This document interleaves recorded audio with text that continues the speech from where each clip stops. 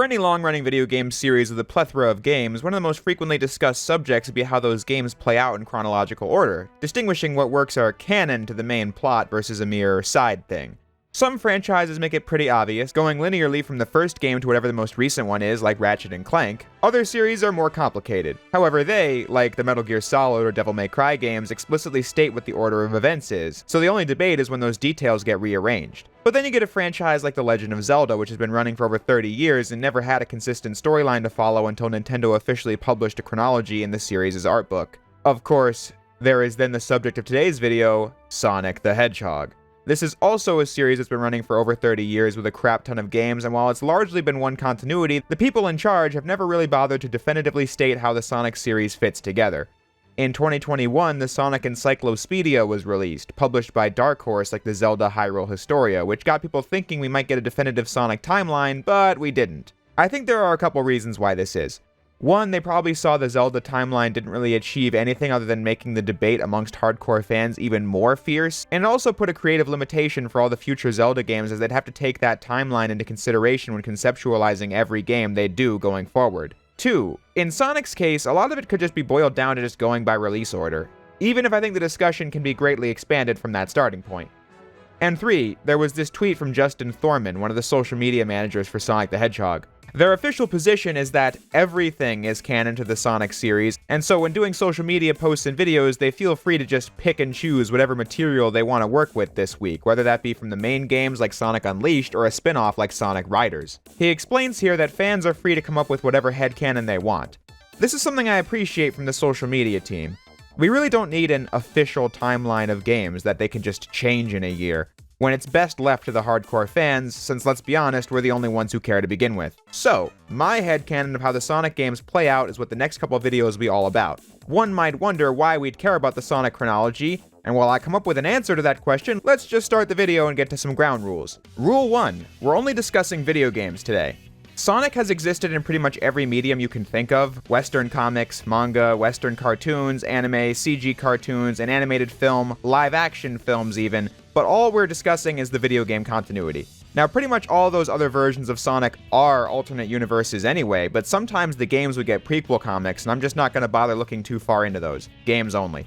If a detail to the Shadow arc is canon to an episode of Sonic X, that doesn't mean it's canon to Sonic Adventure 2, the game that those episodes are based on. Similarly, games based in other continuities don't count either, so I won't be talking about Sonic Boom Rise of Lyric past this moment, for example, as that game was supposed to be a prequel to the Sonic Boom TV series. I also am tossing out Sonic Spinball, as the game acknowledges characters from the Sad AM Sonic cartoons in the 90s, which is not canon to the games.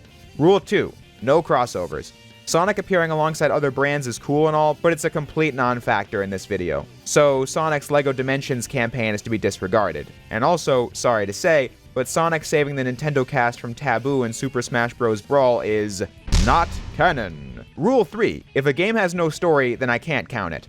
This should be self-explanatory, but I just mean to say that Sonic and Sega All-Stars Racing won't get a spot in the video because it's a crossover, but even then, if I was counting those, there's no plot, you just race, so I can't put it anywhere on a timeline even if I wanted to. Rule 4. In the games from the 90s, the plots would change when going from Japanese to English. These are differences I can go over in the various games, but largely we'll be sticking to the original Japanese stories and explaining what differences exist on a game-by-game basis. Finally, Rule 5.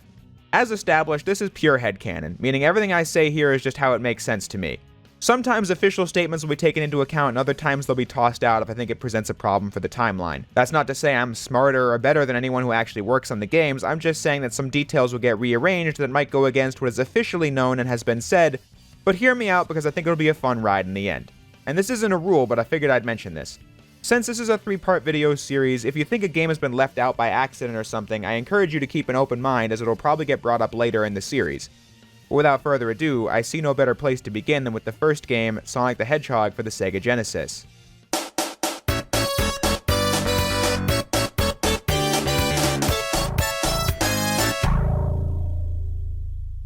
This one's pretty simple. I mean, it's the first Sonic game, of course it's simple. The game's goal was to be a cutting-edge competitor to Mario, so its story only exists to set up the gameplay. Looking into both the United States manual and the translation of the Japanese manual from Windy that you can find on the website Sonic Retro, we'll be referring back to this often, you'll see that Sonic 1's story is pretty consistent between regions.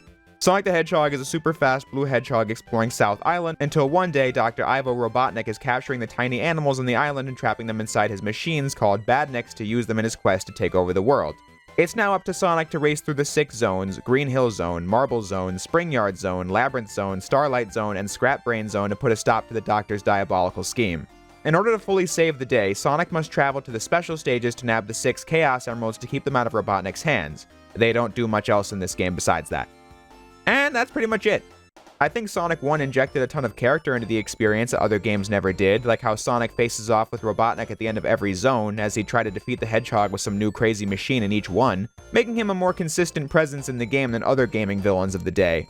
And I think they did a good job making the final boss feel climactic, because you reach Robotnik at the end of Scrap Brain Zone Act 2 only to be plunged into Act 3, which is another round of Labyrinth Zone, the worst stage in the game, really getting you fired up to face the final boss and beat the game. But like I said, there isn't much else happening in this one besides that. The only remaining note I have for this game is that Dr. Robotnik was a name the US localization team had thought up. His name was always Dr. Eggman in Japan.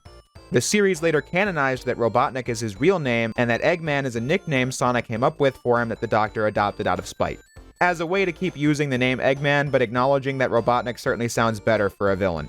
Die-hard Sonic fans already know everything I just said, but I wanted this video to double serve as my explanation of the timeline, but also as an introduction to the series for those who might know of Sonic but don't know all these details. I'll try to avoid the outright story summary in as many games as I can, but I figured for the first game it was worth doing to establish the foundation. So with that said, our timeline begins with Sonic the Hedgehog from 1991. We're off to a good start, but things get complicated immediately after this point. I did say there existed a crap ton of Sonic games, and I wasn't lying. As early as 1991, you didn't just have one game titled Sonic the Hedgehog, but 2. Sonic the Hedgehog for the Sega Master System, their console that preceded the Genesis, and this version of the game got a port for their Game Gear handheld. It houses some of the same stage themes as the Genesis game, like Green Hill, Labyrinth, and Scrap Brain Zone, but entirely new ones like Bridge Zone and Jungle Zone. I bring this up because it's a different version of a game that already exists. However, the story is virtually identical to the Genesis game, so therefore I don't think it can count as a separate entity, which means the differences housed within are going to be tossed out as non-canon. Sonic and Robotnik can only meet for the first time once, right? So therefore we might as well just go with the Genesis game. However, the handheld version of Sonic the Hedgehog 2 is a different story entirely. Sonic 2 was the debut of Miles Tails Prower, Sonic's new sidekick. His big debut was Sonic 2 on the Sega Genesis, which we'll definitely get into. But there was also another Sonic 2 with a unique plot and set of stages from the console version. The plot of the handheld Sonic 2 is that Tails has been captured by Robotnik and you have to spend the entire game trying to rescue him. He's not playable in this one. Placing the handheld Sonic 2 on a timeline alongside the console version is where we run into the first continuity conundrum. In the backstory of the handheld Sonic 2, it's made clear that Sonic and Tails already know each other. The backstory of the console Sonic 2 details how they met before the events of that game. So that should mean that the console version comes first, right? Well, the Japanese backstory of the handheld game mentions that this game is after Sonic defeated Dr. Eggman on South Island, a direct reference to the events of Sonic 1. You could just try to ignore that line and say that this is after the console game, but then you have the issue of Sonic 3 taking place immediately after Sonic 2, which we'll get to pretty soon. You'd then have to make the case that Sonic 2 on Game Gear takes place after Sonic 3, which just doesn't make sense given the fact that the Game Gear Sonic 2 introduces Silver Sonic at the end of the game, the Doctor's first attempt at making a robotic Sonic. Sonic 3 features Mecha Sonic, a creation far more evolved, clearly. So either he decided to go backwards in technology, or this game just has to be before all that. So here is an example of headcanon. I'm going to alter the details here to make some sense of it all. Let's just say that Tails' backstory of meeting Sonic takes place as described in the console manual for Sonic 2, and then the events of Sonic 2 on Game Gear takes place, Tails is rescued, all is right in the universe, placing this game after Sonic 1 and before the Genesis Sonic 2. Although while I'm at it, let's toss in another game too. In 1993, the Game Gear received Sonic Chaos. Tails was playable in this one, and fun fact, this was the first time the player was able to make him fly in a game. Now, the game itself is pretty inconsequential from a story perspective. It's just another Sonic and Tails vs. Eggman plot, going through zones and fighting over Chaos Emeralds, which for the standards of the Game Gear is exactly what you'd expect. But I'm tossing it in at this moment in our adjusted timeline for one reason. Sonic 1 took place on South Island with 6 Chaos Emeralds. The Game Gear version of Sonic 2 and Sonic Chaos both take place on South Island as well, with those same 6 emeralds. Future games will move past this setting, so I figured I'd just toss Chaos in right here between Sonic 2 handheld and the console version of that game. And speaking of which, Sonic 2 does a lot to expand the universe of Sonic the Hedgehog. I already set up the fact this was the first time the games introduced a new character, and it was only the second one. Sonic 2 takes place on West Side Island, where Miles Prower gets picked on for having two tails, that being his nickname. One day, Sonic speeds past this, and the two-tailed fox followed Sonic until they became friends. This is consistent in the US, European, and Japanese manuals. I already said we were changing the details around so that those other games took place before this game, though. I just figured I'd go over that backstory now that we're here. Robotnik's aims are a lot higher on West Side Island than they were on South Island, as it's uncovered that there's a 7th Chaos Emerald as the Doctor plans to use the 7 emeralds to launch his space station, the Death Egg. His cease and desist from Lucasfilms must have got lost in the mail. If that wasn't enough copyright infringement, the 7 Chaos Emeralds, when collected, give Sonic the ability to turn into Super Sonic, a golden impervious form a la the 7 Dragon Balls from Dragon Ball. Super Sonic doesn't really do anything related to the story of Sonic 2, you can't even use it during the final boss, but this is where the iconic form debuted as an excellent reward for collecting all 7 emeralds. Sonic 2 is bigger than the first one in every respect. More stages, more variety in those stages, it's faster, it has an extra playable character, a multiplayer mode, and as I said, it expanded the universe with the introduction of another island, a new character, the 7th Chaos Emerald, and the Death Egg. Elements that will become series mainstays going forward. Everything leading up to a finale any player who beat this game back in the 90s would remember. Sonic and Tails chase after the Doctor's flying fortress on Sonic's biplane, the Tornado, only for Tails to get shot down as you have to go through Wing Fortress as Sonic alone. Reaching the Death Egg where Sonic first faces off against Silver Sonic, an evolved form of the robot I previously discussed, and then battles the Death Egg robot. An even more difficult final boss than the previous game as it comes with a plethora of seemingly unpredictable attacks and you have to finish it with perfect precision because one hit is all it takes to kill you. The stakes feel high for any player here as back in the day you only had so many lives, and losing them all meant doing the entire game over again, because these games didn't have save files either. Needless to say, beating this game was a memorable moment for any kid playing this back when it came out, which is driven home in the ending as you get a full sequence of Sonic falling from the Death Egg and Tails on the ground taking off in the tornado to save him right in the nick of time. A cute ending. It shows they wanted these Sonic games to hit different compared to other platformers that didn't put in nearly this much effort. Although it should be said, this was technically the bad ending that I just showed. The ending where Sonic gets saved by Tails is what happens if you beat the game without collecting the 7 Chaos Emeralds. When getting all 7 emeralds, Super Sonic just flies down to the ground, Tails showing up with the plane, but Sonic doesn't need his help. Fans remember the no emeralds ending more fondly because of the fact that the sidekick had a real moment to shine right before the credits, and I think that's worth mentioning. But technically the 7 Chaos Emeralds ending is canon, as we shall see. But for right now, it goes without saying that Sonic 2 on Genesis takes place after Sonic Chaos in our timeline, and we're good to go with that. Now as for where we go from here, I already mentioned that Sonic's Spinball gets tossed out because it shows characters from the US cartoons in it, and for the same reason, Dr. Robotnik's Mean Bean Machine is also getting removed since it's a game taking place alongside the Adventures of Sonic the Hedgehog show. We also already covered Sonic Chaos, which was released after Sonic 2, which means the next game to talk about is Sonic CD from 1993. For all intents and purposes, this was the next mainline Sonic game released, despite not being called Sonic 3, instead being made for Sega's CD add-on to the Genesis. I actually own a complete in-box copy of this for Sega CD. I don't own a Sega CD, but still it's a nice collectible to have alongside my copies of Sonic 1, 2, and 3. This game is one where the US manual has to be disregarded. Some of the details are fine, but the writers have made a critical mistake here. Sonic CD introduces a new character, Amy Rose, into the games. The US manual calls her Princess Sally from the Sonic Sat AM show that was on at the time. I'm not even sure if you can call that a mistake. They might have done it because the name would be more familiar to the US kids playing the game, but it's not an accurate reflection of the game because it's Amy, a new character. As for what the plot of this one is, Little Planet is a star that hovers over Never Lake for 1 month of the year. Dr. Robotnik has tethered Little Planet to a nearby mountain so that he can get onto it and use the time stones that reside there to control time and take over Little Planet. Sonic arrives in the scene to stop him. But Sonic has a couple of forces in his way this time, not just the Doctor and his various mechs. Sonic has to gather the time stones to travel back in time himself to undo the damage Robotnik has done in the past so the future of Little Planet can remain positive. If you destroy Robotnik's robot generators in the past, you create a good future where technology and the local wildlife and plants live in harmony. But if you don't, a bad future is created with pollution and deforestation. In the present, Amy has followed Sonic here, being a fan of his, but this gets her captured by Robotnik's latest creation, Metal Sonic, the greatest of all robotic Sonic doppelgangers. The one that fans liked the most, as Metal Sonic would become a recurring villain throughout the series, unlike the other robot Sonics I've mentioned. Metal Sonic left an impression, I think because of how he was the first robotic Sonic that actually resembled Sonic, but just looks lifeless in every way that Sonic was, well, the opposite of that. I don't know, he just got a cool design. His boss fight leaves a lot to be desired though, as you have to race past him in Stardust Speedway Act 3 as he slams into a door and is never seen throughout the rest of the game. In the end, Sonic saves Amy, defeats Robotnik, and frees Little Planet. It's a pretty self-contained story at the end of the day. However, it was always debated amongst fans where it took place in relation to Sonic 2 and Sonic 3. Some people argued it could be after Sonic 3 because Metal Sonic is the robotic Sonic that stuck around in later games when Sonic 2 and 3 had Silver and Mecha Sonic.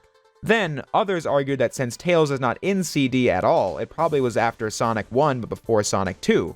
The debate was finally laid to rest in the recently released Sonic Origins collection, which established after almost 30 years that yes, the official position is that Sonic CD takes place before Sonic 2, which means that for our timeline, Sonic CD goes between Sonic 1 and the handheld version of Sonic 2.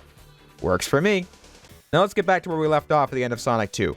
The Death Egg was taken out of the sky by Sonic and crash lands on a floating island known as Angel Island. The impact causes the island to crash into the ocean. The sole inhabitant of the island is Knuckles the Echidna, the last member of the Echidna clan who is responsible for guarding the Master Emerald, which has the power to control the Chaos Emeralds and currently rests on Angel Island. The Doctor tricks Knuckles into thinking Sonic is his enemy and that he should help him get his space station back into the sky, thus setting up Sonic 3. But this is an interesting game for many reasons in that it's two games. Sonic 3 was released in early 1994 in order to promote Sonic's McDonald's Happy Meal toys. Sonic 3 is only half the game, as the second half was released at the end of 1994 and was called Sonic & Knuckles.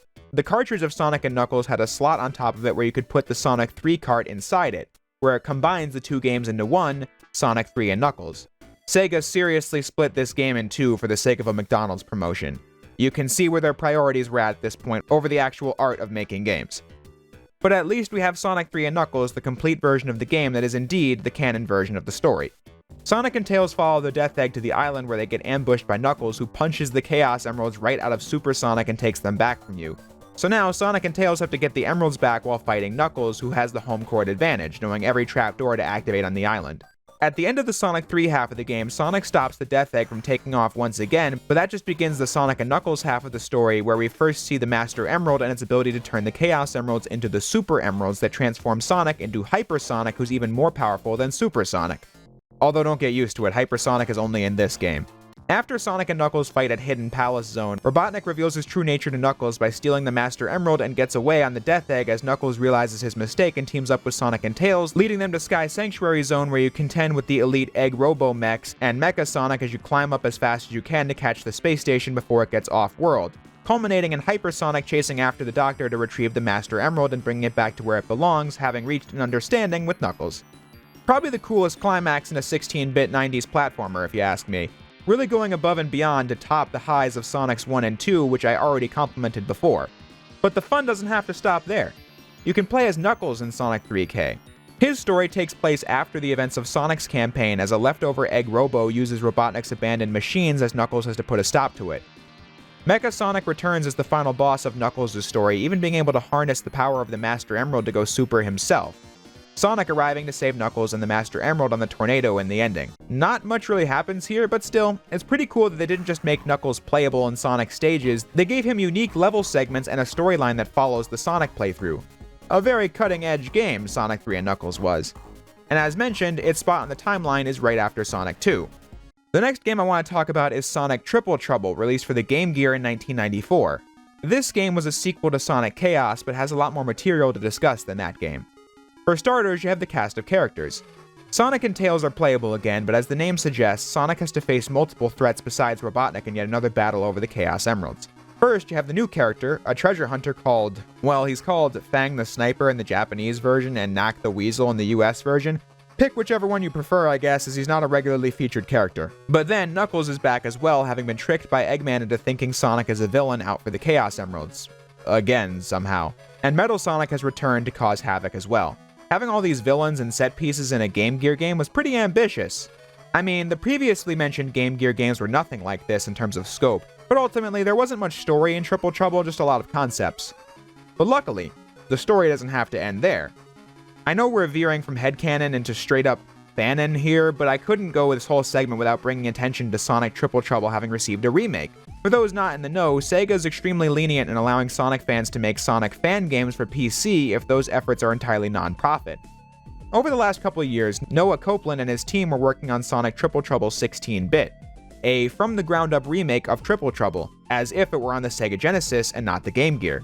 I had to bring it up because this game was great fun from top to bottom, but it becomes relevant in this video because it adds so much to the story of the game to fill in the blanks left behind by the original. If you don't want what the new game does spoiled, skip to this timestamp, but if you don't care or have played it, I just mentioned how Knuckles in the original Triple Trouble just got tricked by the Doctor into thinking Sonic was evil after the events of Sonic 3, which just doesn't make any sense. Triple Trouble's 16-bit rewriting it so that this doesn't happen. As Sonic, you battle Knuckles, but you find out this was actually Metal Sonic disguising himself as Knuckles, setting up Metal Sonic's ability to shapeshift, which will be relevant to the plot of Sonic Heroes, also allowing Knuckles to get through this adventure without looking like a moron. Everything culminates in a cool new Supersonic final boss with a transformed Metal Sonic. This being a fan game means it's entirely non-canon from an official standpoint, however, I wanted to bring it up because these additions are so cool and game-changing that I feel like you could headcanon this as the true plot of Triple Trouble and little would change. Although I should note, Triple Trouble 16-bit shows that this takes place immediately after the events of Sonic's story in Sonic 3, down to the ending shot. So if you take Triple Trouble 16-bit as the version of the game that's canon to this timeline, then that would mean that Knuckles' story of Sonic 3 would have to take place after this, but besides that small detail, regardless of whatever version you're looking at, Sonic Triple Trouble fits right in our timeline following Sonic 3 and Knuckles. As for what's next, well, I'm tossing out Knuckles' Chaotix and the 32X for the time being, and you'll see why later, so we can skip that one. Games like Sonic Drift don't have a story, so they don't count, and I guess that just leaves us with the Tails games. Yeah, Tails was the star of 2 Game Gear games. The first one I wish to discuss is Tails Adventure, a puzzle platformer from 1995. Nothing that happens here matters as Tails saves Cocoa Island from a group of birds using his inventions. What does matter is that according to the US manual, this plot occurs because Tails just happened to be doing some things solo without Sonic. But the Japanese manual claims that this plot takes place before he ever met Sonic. It also says that the Chaos Emeralds are said to lie on the island. I find the Japanese version much more interesting since that would mean that it takes place before the first Sonic the Hedgehog, as the Chaos Emeralds were active on South Island by then, and from that point forward Sonic and Robotnik were constantly fighting over them. Meaning that we have to go back and place Tails' adventure at the front of the timeline. Since we're following the Japanese lore for these cases where the localization team overhauled the plot completely. Now, returning to where we left off in the main timeline, Tails' Sky Patrol was a Japanese exclusive game where you fly over obstacles as Tails. It didn't come to the West until it was bundled in the Sonic Mega Collection Plus in 2004. Not much to say about this one either, other than that it actually is a part of the game's backstory that Tails went on his own for a bit and discovered an island under threat from a witch, thus beginning this adventure. We can plop this one right after Triple Trouble, and we can use the fact that Tails is on his own for a bit as a way to place a Sonic game that didn't feature Tails. Sonic Labyrinth, an isometric puzzle game on Game Gear where the goal is to slowly walk around these maps and find keys to move forward. Sounds pretty lame for a Sonic game, right? Well, I agree. However, I'll be upfront in saying that I think this game is one of the goofiest Sonic plots of all time. Dr. Eggman's gotten fed up with Sonic and has decided it's time for the ultimate revenge. He has a robot get into Sonic's house, and instead of just leaving behind a thermal detonator, he replaces Sonic's shoes with identical slow shoes, which makes him ultra slow, forcing Sonic to go through this maze to get the Chaos Emeralds, the only power capable of stopping these ludicrous shoes. Gotta hand it to the Doctor. He's nothing if not creative.